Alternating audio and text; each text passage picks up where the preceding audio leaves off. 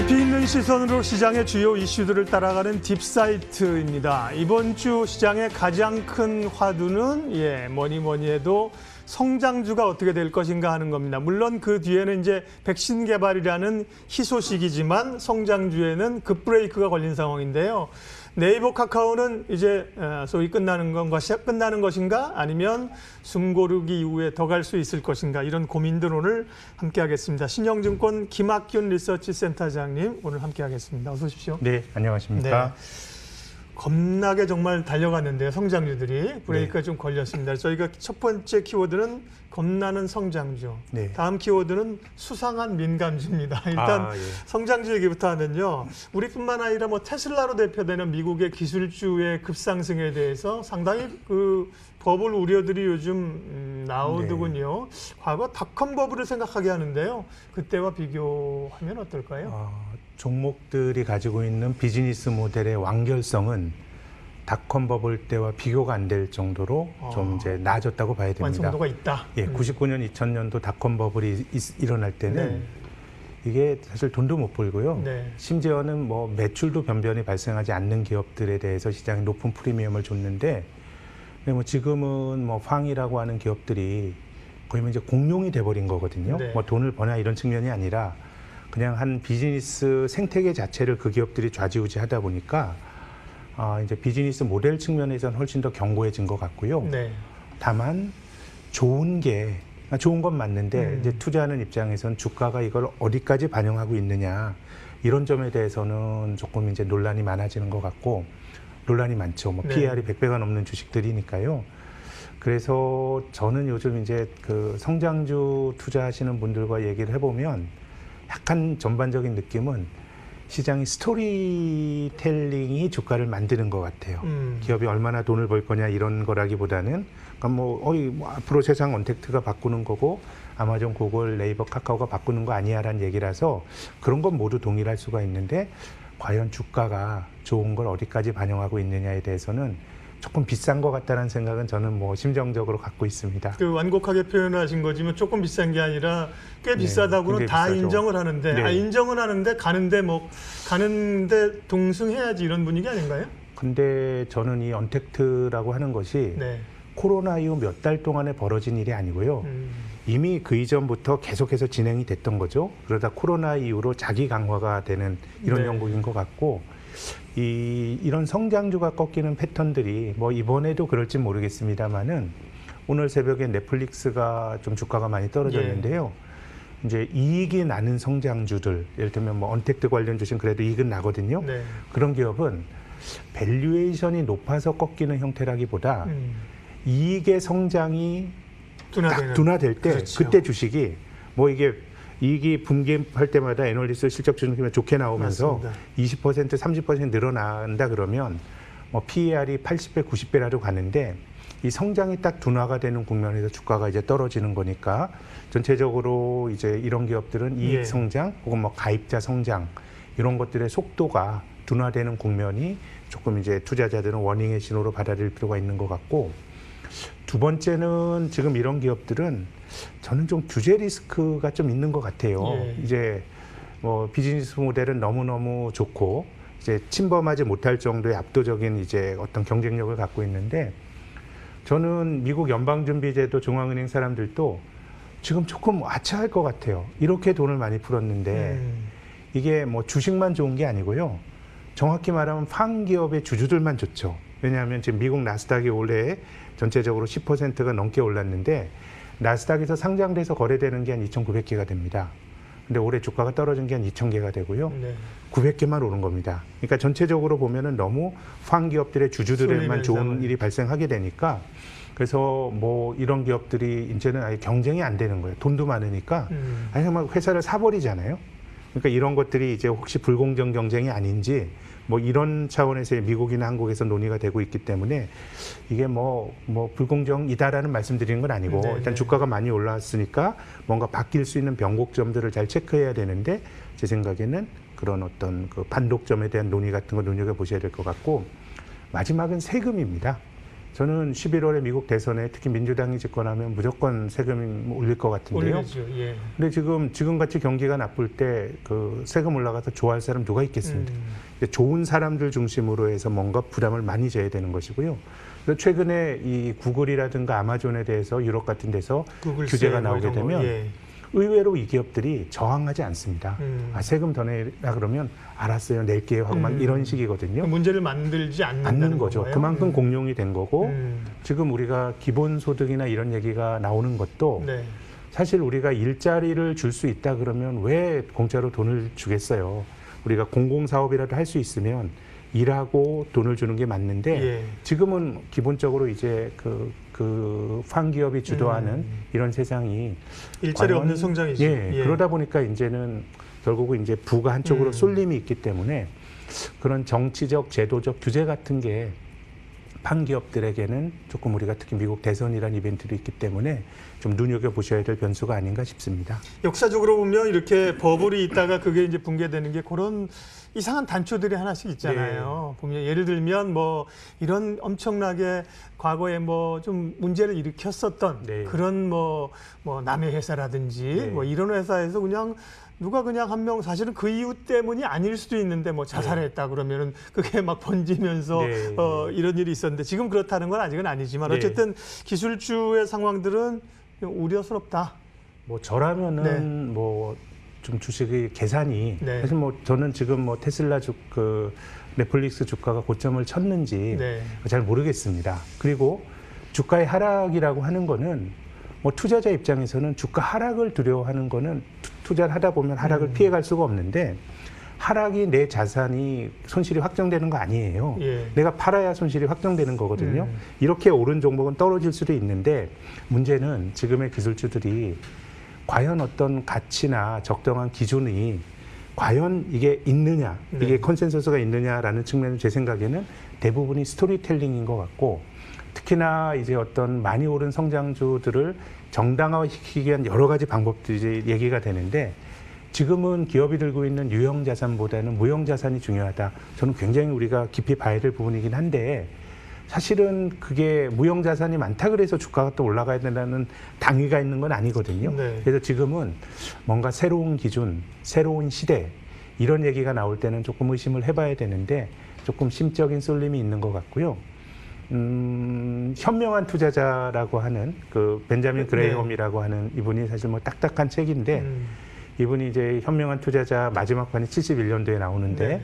그때 이제 그 미국에서도 니프트 50라고 하는 성장주들이 뭐 IBM 이런 주식들이 당대의 성장주입니다. 뭐 이제 지금의 넷플릭스나 네이버 같은 게 당시에는 그런 주식이었는데 엄청나게 올랐죠 그때. 예. 그때도 이제 보면 이런 얘기를 했더라고요. 예전의 기준은 시대에 뒤처진 것 같은데 새로운 기준은 역사적 검증을 통과하지 않았다 얘기를 했는데 저는 뭐 지금 그런 것 같고 뭔가 저는 나름의 어떤 그 잣대를 세우는 그런 게 있어야 될 것 같아요. 그렇지 않는다 그러면 이게 모든 시장이 그냥 뭐 랜덤워크이고 무작위거든요. 그래서 뭐 저는 뭐 네이버나 카카오나 뭐 팡이 뭐 안 된다 이런 생각은 아닙니다만 상당히 많이 오른 것 같고 나름의 각자가 빠졌을 때도 버틸 수 있는 어떤 기준점들은 좀 세워야 되는 게 아닌가 싶습니다. 그 부분은 센터장님 대부분의 투자하시는 분이 똑똑해서 인정을 한다니까 옛날처럼 정말 앞뒤 안 가리고 무조건 막 하는 게 아니라 알아 밸류는 분명히 근데 그 힘 에너지가 있으니까 그러니까 분명히 버블을 만들어내고 오버시팅을 만들어내지만 과거에 보니까 밸류가 높다고 꺾이는 게 아니더라. 그거를 좀 누리고 싶어 하는 거잖아요. 거기에 이제 고민이 있는 건데요. 그러면 좋습니다. 어쨌든 미국의 기술주 얘기를 뭐 했는데 테슬라, 아마존, 넷플릭스 얘기했는데 우리 네이버, 카카오 얘기를 하죠. 비슷한 맥락이기도 하고 좀 다른 측면도 있는데요. 네이버, 카카오의 최근에 성장과 주가 상승은 스토리 얘기하셨잖아요. 네, 충분한 스토리가 됩니까? 뭐 그렇죠. 네. 세상이 바뀌는 것을 잘 이제 캐치를 하고 기회를 잘 잡은 기업들이고요. 근데 뭐 이것도 전통적인 어떤 그 가치 평가의 잣대로 보면 비싸죠. 네. PER이 60배, 40배 비싼 건데, 근데 저는 성장주는 어떤 측면에서는 믿음의 측면인 것 같아요. 그 성장이 얼만큼 나올 거다라고 하는 거는 돼 봐야 하는 거거든요. 그래서 사람들이 어떤 성장의 스토리를 수용하는 거는 결국은 어떤 그 근거를 만들어내는 중심이 있는데 결국엔 나스닥인 것 같아요. 지금 뭐 한국도 네이버, 카카오가 약진하지만 지금 글로벌 증시가 전체적으로 언택트로 바뀌고 있다는 거 아닙니까? 그럼 이걸 주도하는 거는 이제 미국의 판 기업들이 다른 나라에도 이제 자기 강화를 시키는 그런 역할을 하고 있기 때문에 제 생각에는 조금 결국은 나스닥에 연동이 되는 흐름으로 가지 않을까. 네이버와 카카오의 어떤 비즈니스 모델 이런 거보다는요. 네, 그렇군요. 그러니까 네이버, 카카오가 지금 더 가기 위한 숨고르기라는 주장이 있고, 예. 한편에서는 이미 과하다는 얘기가 있는데 좋은 말씀이시네요. 그거보다 이제 결국은 우리가 이제 2차 전기차 오르는 게 테슬라랑 연동되는 것처럼 네이버, 카카오도 미국의 기술주 흐름들과 연동될 수 있다. 그럼 앞서 말씀하셨지만 그거를 마무리하기 위해서 고답으로 다시 가게 되면 미국의 기술주들은 그러면 지금은 많이 왔는데 아까 말씀드린 것처럼 조금 여러 가지 정치적 이벤트나 이런 것들이 조금 걱정스러운 점이 있고요. 그리고 또 한 가지 요즘 이렇게 기술주가 올라가는 걸 생각을 해보면 주식이라고 하는 거는 상대적 비교거든요. 근데 일부 기업들을 제외하면 너무 결점이 많은 거예요. 소위 경기 민감주들이. 그래서 6월 초에 매우 재미있는 일이 발생했는데 지금 미국의 10년짜리 국채 수익률이 한 0.6%나 안 움직이고 있습니다. 그렇대요. 근데 경기가 좋아진다면 금리가 올라가겠죠. 근데 6월 달에 그런 일이 있었습니다. 미국 10년짜리 금리가 0.9%까지 올라갔고 한국은 은행주들이 10% 넘게 올라가고 또 뭐 철강 주식들 올라가고 했을 때 네이버, 카카오가 조정을 받았거든요.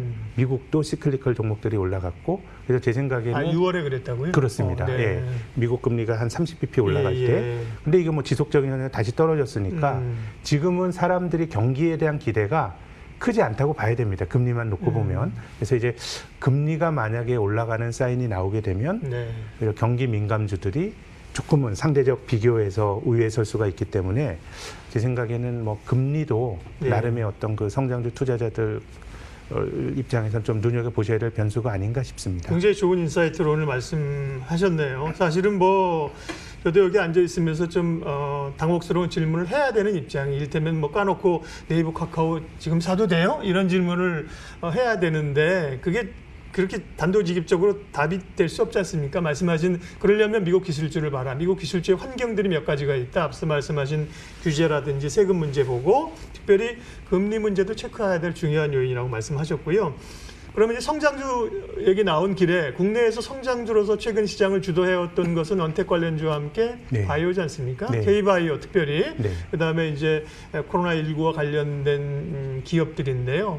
바이오의 저는 바이오주는 언택트주들보다 이런 뭐 진단업체 이런 거 매출이 발생하는데 오히려 더 컨셉스탁에 가깝다고 생각합니다. 개념 주식이라는 건데요. 근거는 좀 부족한. 근데 꿈은 있는 거죠. 근데 이거 숫자로 계산이 안 되는. 지금 뭐 삼성 바이오로직스 이런 거면 어떻게 계산이 됩니까? 사람들에게 믿음을 갖는 거거든요. 그래서 언택트 관련주는 어쨌든 숫자가 있기 때문에 조금은 진폭이 덜한데 저는 바이오주는 본질이 우리가 2015년에도 바이오에 열광했고 2017년에도 열광했고 지금도 열광하고 있거든요. 주제만 조금씩 바뀔 따르죠. 근데 이제 중간중간엔 진폭이 엄청나게 컸었습니다. 이제 팡기업보다는 바이오주의 그 굉장히 이제 진폭이 컸었고 저는 글로벌한 비교의 관점에서 보면 제 생각에는 언택트는 한국도 비싸고 미국도 비싸고 미국이 더 비싼데 바이오는 한국이 압도적으로 비싼 것 같은데요. 미국에 있는 바이오 주식들과 비교를 해서. 그래서 뭐 사람들이 꿈이나 성장을 결국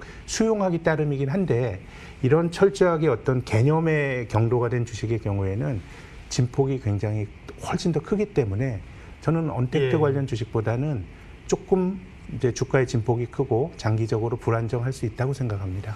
진폭, 변동성이라고도 얘기하는 건데 그 진폭을 견딜 수 있는 믿음이 있느냐, 이 문제라는 거고요. 성장주 얘기 나온 길에 그럼 한 가지만 더.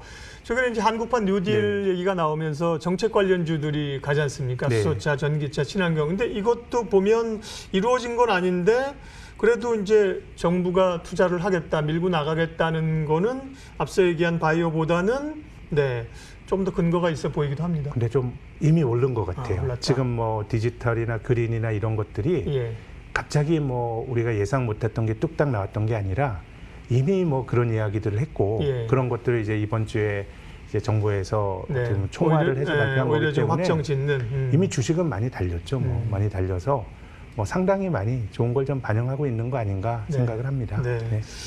겁나는 성장주 얘기를 했습니다. 그러면 다음은 수상한 민감주 얘기를 할 텐데 앞서 얘기들을 좀 쭉 보면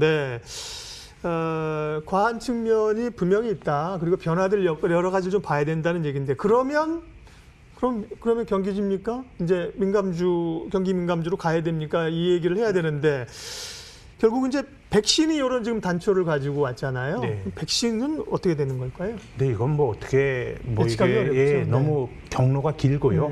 또 중간중간에 우리가 백신이나 이런 부분들에 대해서는 뭐 몇 번의 좀 이제 반전이 있었죠. 네. 기대를 가졌다가. 그래서 지금은 뭐 모더나 백신도 좀 비슷한 범주로 생각합니다. 그러니까 제가 드리고 싶은 말씀은 네.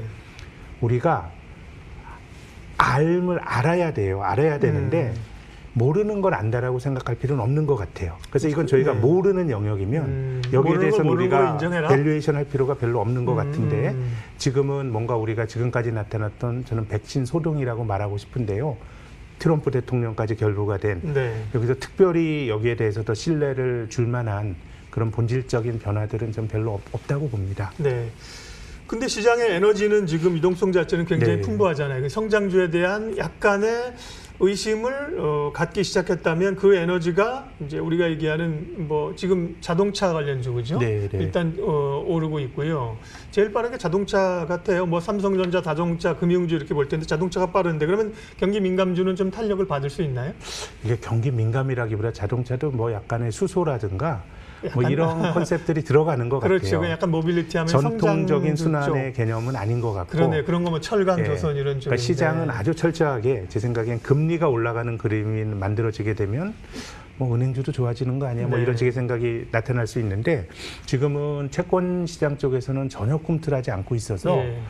전체적으로 보면 이것이 이제 성장주의 변형, 가장 핵심의 성장주는 이제 팡인 것이고요. 네. 투자자들이 계속해서 이제 그런 쪽에서 단서를 찾고 있는 흐름이긴 한데 이게 어떤 본질적인 흐름은 아니지 않을까 생각합니다. 바이러스도 자꾸 이제 변형을 해가지고 고민인데 성장주도 그러네요. 말씀하신 우리가 전통 성장주로의 복귀 혹은 이제 에너지 유입이 아닌 약간 그 전통주의 틀을 가지고 있으면서 성장의 모멘텀을 걸치고 있는. 싸니까. 네, 뭐 그런 가격은 못 올라와 있고. 예. 그럼 그런 섹터가 어디가 있을까요? 지금은 뭐 시클리컬이 전부 다 뭐 약해져 있는데요. 네.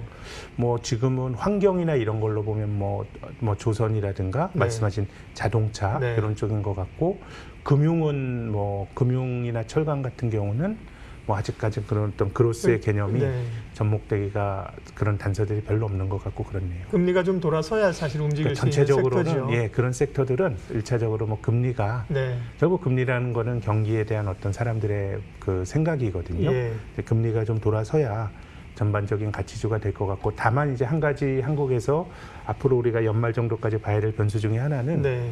지금 뭐 한국에서 뜨거운 논란이 된 상법 개정안이 이슈가 됩니다. 네. 이제 뭐 반대하는 쪽에서는 이제 기업 옥죄는 거고 경영권 좀 불안정해질 수 있다라고 보는 거고요. 또 다른 측면에서 생각하면 이게 이제 이사회 안에 지금은 대주주들이 원하는 사람들만 다 들어가거든요. 대주주가 아닌 사람들의 어떤 대표도 네. 이제 이사회에 넣을 수 있다라고 하는 거거든요. 그래서 전체적으로 보면 제 생각에는 뭐 약간의 주주 행동주의라든가 돈이 많은데 배당을 안 해. 근데 이런 기업의 경우에는 대주주 지분율이 50%가 넘는다 그러면 이건 아무리 상법 개정안이 바뀌어도 그 제도에서는 대주주가 다 할 수 있는데요. 네. 한 대주주 지분율이 한 30%.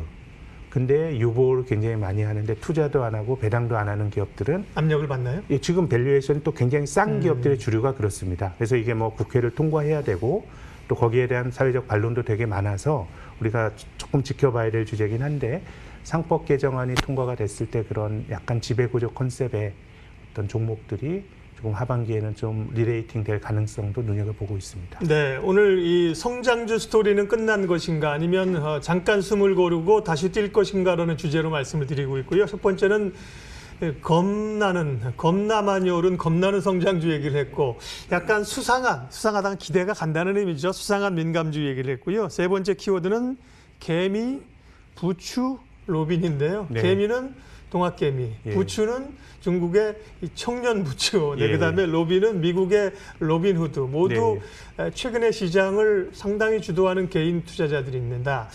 센터장님과 제가 한 3월쯤에 이 코로나 나고 나서 얼마 되지 않아서 제가 인터뷰를 좀 한 적이 있는데 그때 개인들의 자금이 심상치 않다. 네. 그렇게 말씀하셔서 속으로는 아유 개인들이 와서 사실은 장을 주도한 적이 있나요? 그런데 그게 결과적으로 지금 엄청난 동학개미의 지금 에너지가 있는데요.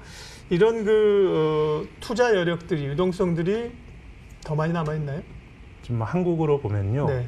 이제 코로나가 팬데믹이 발생한 이후로 돈이 53조 원이 들어왔는데요. 네. 순수하게 들어온 돈입니다. 예탁금.